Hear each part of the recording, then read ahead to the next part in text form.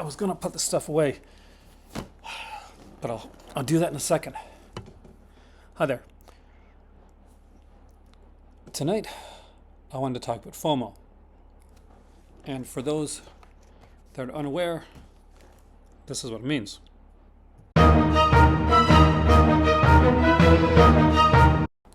So whether because of a spine number, limited edition, you want the extra swag that you get when you do the pre-order, you're worried that you're going to get stuck with a standard edition, or what if they don't make anymore the type of ones that you want? What if you don't get the snazzy hard box? What if you get stuck having to get a, heaven forbid, slipcover? Or even worse, what if you get no cover at all? All of these things can be reasons that you worry about the fear of missing out. Now, recently I grabbed a couple things that initially could have been thought of as FOMO related. So that I grabbed the Curse of Frankenstein and the Halloween set that I picked up because of FOMO, because of the fear of missing out aspect of it. Realistically, yes and no. But there's good FOMO and there's bad FOMO. Or, to put it more precisely, it's all in the way you utilize it. See, there's nothing wrong with knowing what you want and that you know exactly what you want to get. Let's be less clouded with that description.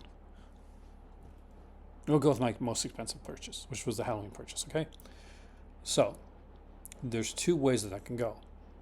One, you'd be reactive because you're worried, oh my God, this might sell out. I need to get this before it sells out. I think this is cool. Everybody else might grab this. What if I'm the only person that doesn't got it? What if everybody else decides to jump on this train and I'm not on this train? I'm not one of the cool kids. I don't feel like I belong. Which wasn't the reason I went for that, actually. It's because the other reason, which is the actual fear of missing out that can actually help you, is when you know what it is that you really like and that you want, that you're collecting, and this, oh, that's cool. This is a piece that I want for my collection because it's something that I want and I enjoy, and not because I'm worried I'm going to lose out, or I'm not going to look extra cool, or that release is so super limited and so rare that I better put all my money in there right now. See, it's okay to miss out. There are so many titles that I liked, releases that I would love to have had, that I missed out on. Now, sometimes it was because at that time I may not have been able to afford it. Other times it might have been due to the fact that I was unaware something existed until after it no longer existed. And that there was other times when the stars did not align. All those reasons can happen. And there was a time, there still is sometimes, in my weaker moments, that stuff like this still bothers me. So what can we do? How can we stop from being taken in by the FOMO demon? Well, there's a couple things. Let's start with one of the first. And this is something that a great viewer wrote in that I want to actually credit them for. I'm now taking the credit for this one right here. So Hank Sampson 3060 said, and I really like this: you own your collection does not own you. Wise words, and important ones.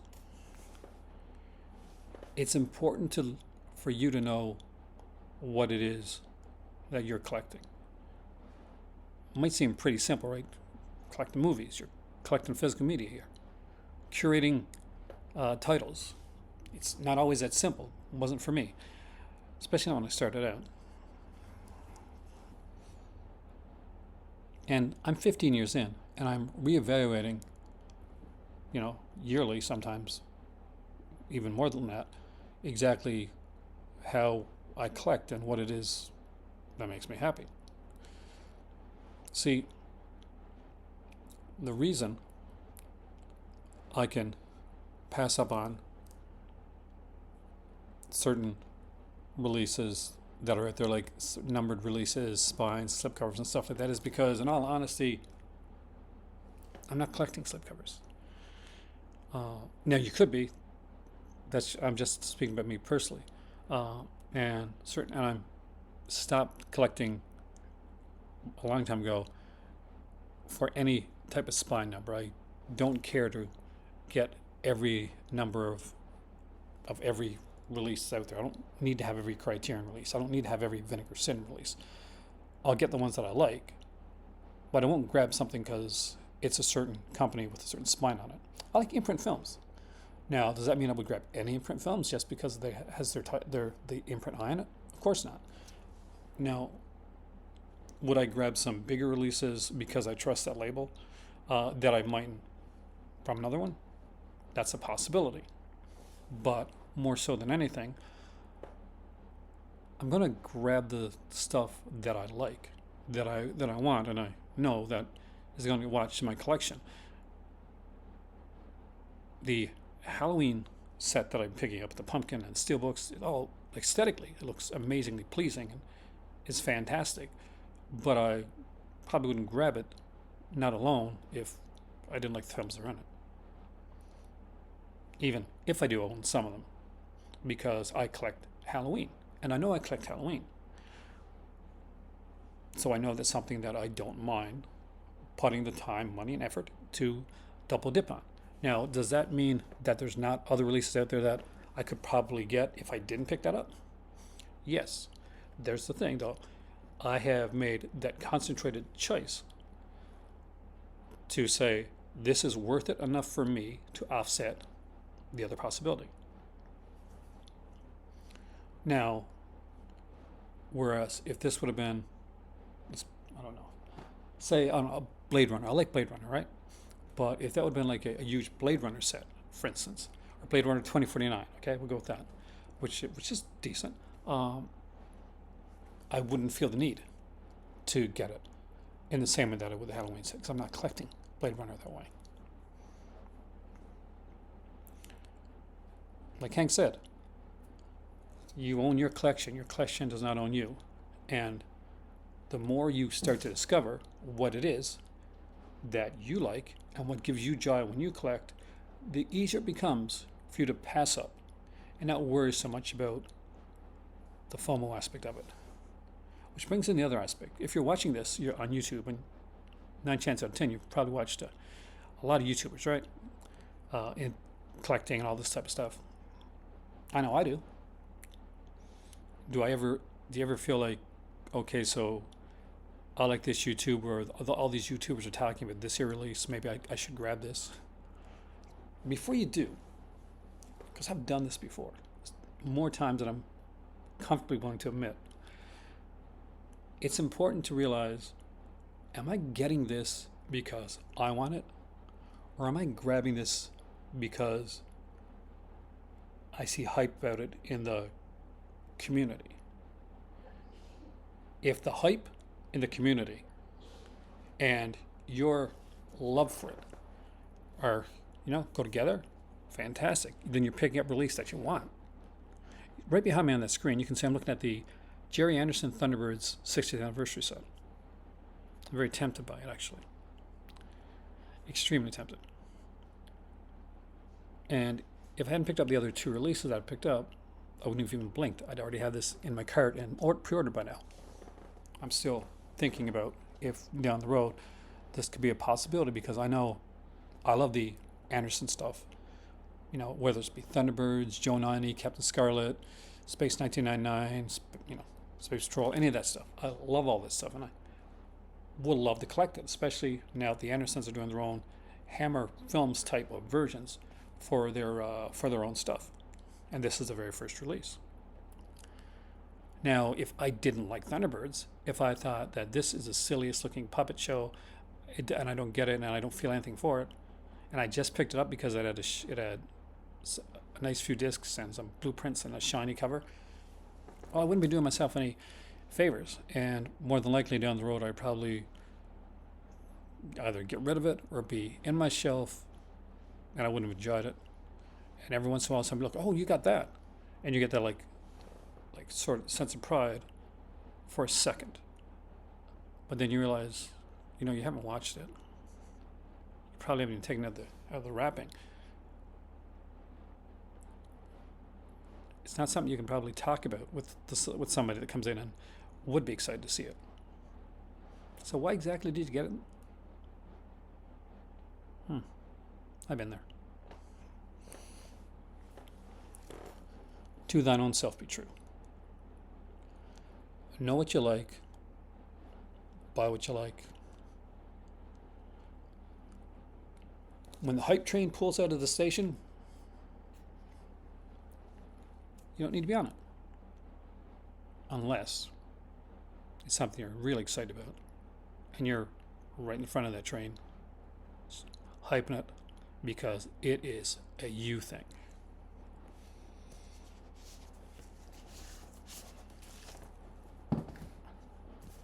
I like the Terrifier franchise. And when I was in Spain, I picked up part 2. Just like this, Blu-ray, special edition, soundtrack, posters, pictures, and all kinds of fun, cheesy stuff. And I saw Terrifier 3 and I really liked it. So I knew that I was going to get the same edition. Now when I picked this up, sitting right beside this was a 4K of Terrifier 3. But these are the ones I'm collecting. I could have got the 4K, I think it's just around 10 euros more maybe. But I wouldn't get any more joy out of it being 4K than Blu-ray. Because this, I wanted the soundtrack. I wanted the extra features. I wanted to put this next to the one that I got. So there's aesthetics there too. But aesthetics are nothing if I'm not going to watch the film. If I hated Terrifier, it would make any... this could be shine. This could be made out of gold. It wouldn't really matter because why pick it up? And that's the way it has been for me with releases now. When I pick up something special, snazzy, special edition, something like this is Dirty Harry and Lethal Weapon. These are two of my favorites. It's a no-brainer to grab something like this because they're ones that I like. It's why I picked up the steelbook for the Outlaw Josie Wells. Just love this Western. I think it's highly underrated. But it's also why I passed up on a lot of steelbooks that were there. Some really, really nice steelbooks. Some really great, fancy, and more impressive and more pricey ones. Because as nice as they'd look in my collection, there'd be no use to it.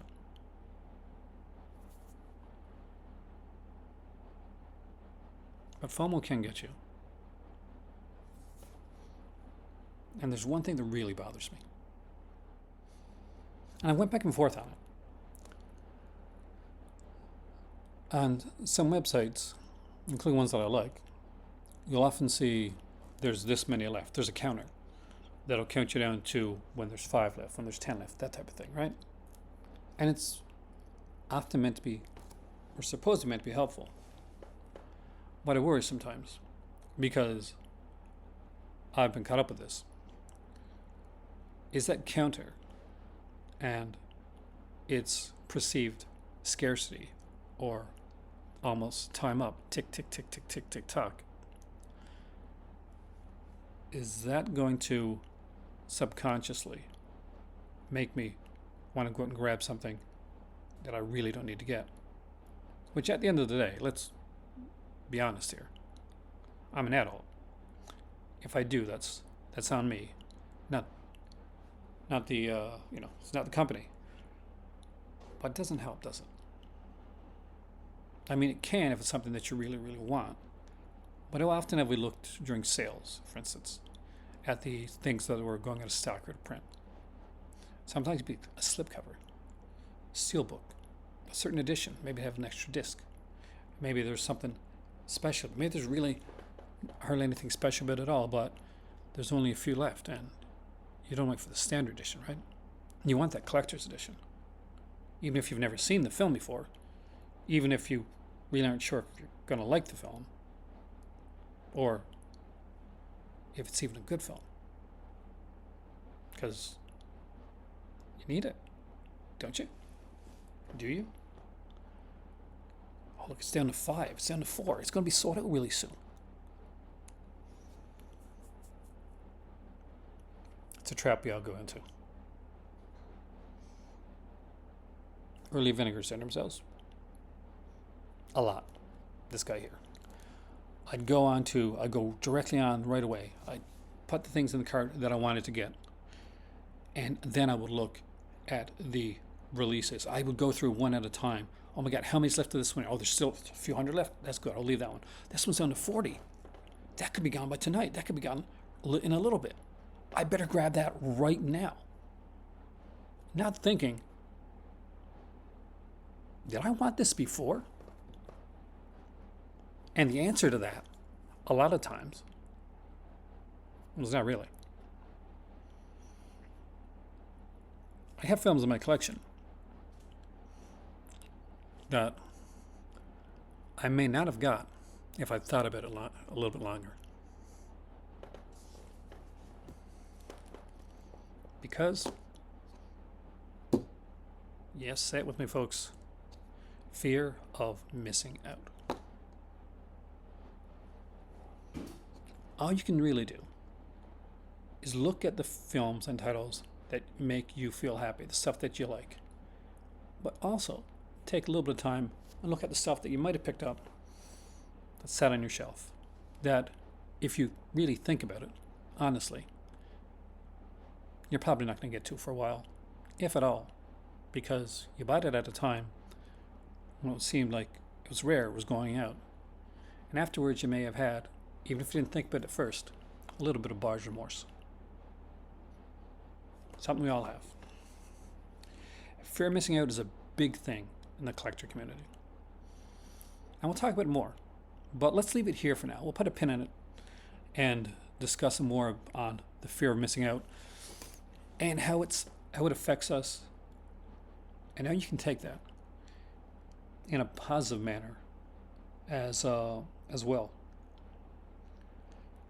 And I want to give a shout out to, and I hope I get your name right, Tayu Zerillion, who said to me, hey, I hope, with the commandments of collecting video, hope you can do a conversation, do a video on fear of missing out. I thought, I thought about doing it, but he really cemented in my head that this video was important to do. So hopefully you're watching this and you liked it, because you're a great inspiration and a help in getting this video on right now.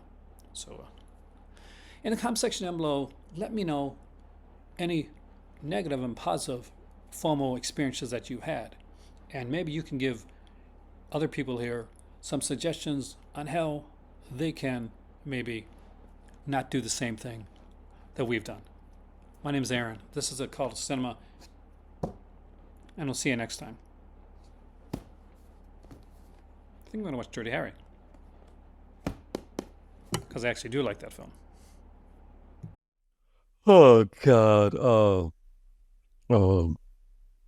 Subscription sloth here. Just want to remind you that I know in the summertime especially it can be super warm and lazy. But if you're liking this video, make sure to like, share, and subscribe. And if you want to go that step further and join the Patreon, there's a link for that down below. You can super sticker, super chat, or donate. But above all, just lie back and enjoy the video, because that's what I'm going to do.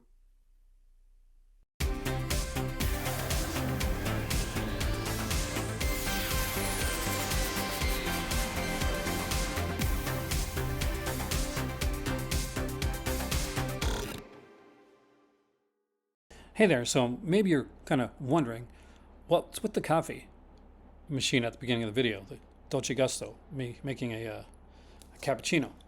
We'll see a new series on my Patreon, Chat with Gusto.